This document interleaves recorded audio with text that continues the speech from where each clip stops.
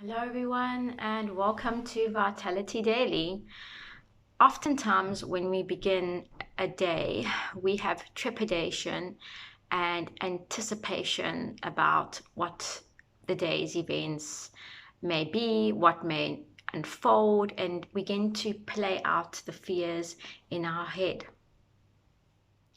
And let's say, for example, there's an important meeting coming up, there's an important event coming up, there's a discussion you need to have to someone that you're actually quite nervous and anxious about having. It may just be that you're actually nervous about going into the morning traffic because people are so unpredictable in obeying road rules. So you never know what to expect on the roads. And there are many reasons why we may have a sense of trepidation as we face the morning.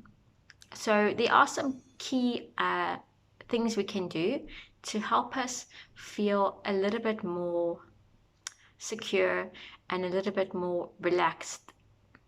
And it basically boils down to two things.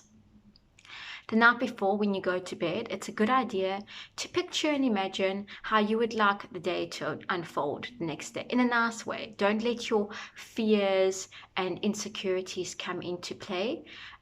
Really feel what it would be like to have a smooth day, not have any disagreements, letting everything flow, and everyone's getting along, and things sort of just go along your way. Picture that, feel that, and go to bed with that sense of feeling within you. And you could even say a prayer if you wanted to. But once again, oftentimes when we do pray, we are likely to say, please don't let this happen, please don't let that happen. And then that enables us to begin to think and contemplate what possibly can go wrong. So we're trying to preempt it by asking for it not to happen. And we don't want to do that. What we're wanting to do is more trying to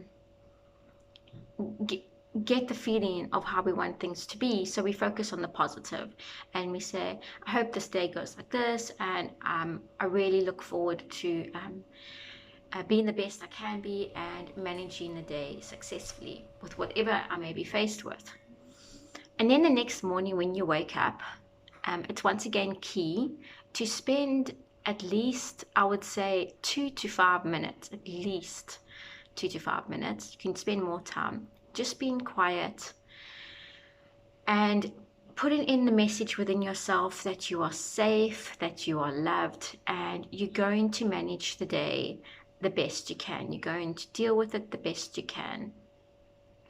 Whether you succeed or you fail, because success or failure is a personal perception. What you may deem as failure may be a success to another, and vice versa. Success and failure is really down to personal perception. So allow yourself to say those things to yourself. Say, I will do the best I can do, whether I succeed or fail, doesn't matter. Give yourself that sense of freedom to have trust in a bigger picture. You are here to play a role, you're here to do the best you can, and imagine and keep on picturing good things. When I say good things, I don't mean living in a fantasy, imaginative world. It's just basically not allowing your fears and insecurities to keep cropping up, because when our fears and insecurities crop up, our muscles naturally begin to tense. We take more shallow breathing, and this isn't conducive to having the most optimal way of functioning during the day. If we want to be in our most optimal capabilities and to function to the best of our abilities and think coherently and think with more cohesion, then what we need to do is take more deep breathing, allow our muscles to relax. Oxygen is flowing, nutrients are going where they need to go, and we are able to have more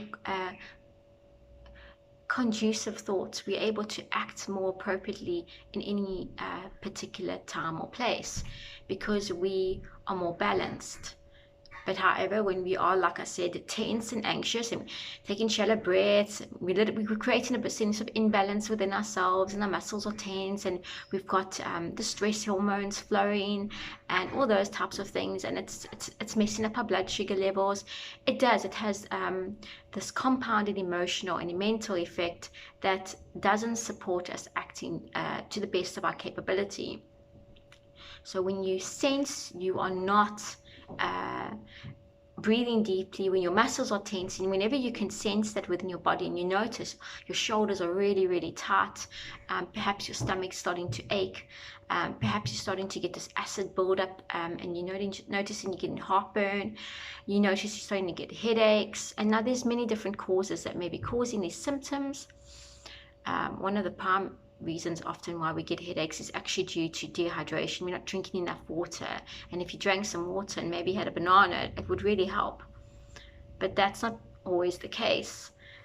But generally speaking, when you are in an anxious state and you are stressed and you start to develop physical symptoms, it's a very good time to take note and take a little bit more control over your thought patterns, and really just go somewhere quietly or wherever you are and breathe and take a deep breath and breathe out. It doesn't matter if you're in front of people and they might say, well, what are you doing? And you can literally say, I'm breathing because I need to breathe. I really need to breathe. And they might say, well, why do you need to breathe so loudly? Or why do you have to breathe like that? And you can just say, I'm just lacking oxygen right now and I need to get some oxygen inside. And just say whatever you need to say to validate your actions and make you feel comfortable if you are feeling uncomfortable in front of the other people, because they are making you feel uncomfortable because you're taking deep breathing. Remember that our thoughts and our emotional state interplays with our environment all the time. There's constant interplay. So when you are interacting with someone and you're talking to someone and you are in an anxious state and a bit of a nervous state, and they are in an anxious and nervous state, it really does create a multiplied anxious, nervous interaction that doesn't really allow much productivity to happen. And it can come down, we could imagine two stressful people coming together, two really sad, depressed people coming together. But if you are in a more balanced, calmer, relaxed state, then you are able to perhaps meet this other person and be more mindful of how they're feeling, but realizing that is not how you're feeling, and emanate a sense of calmness and diplomacy and balance, and hopefully it may affect that other person and they will begin to see the reason within you.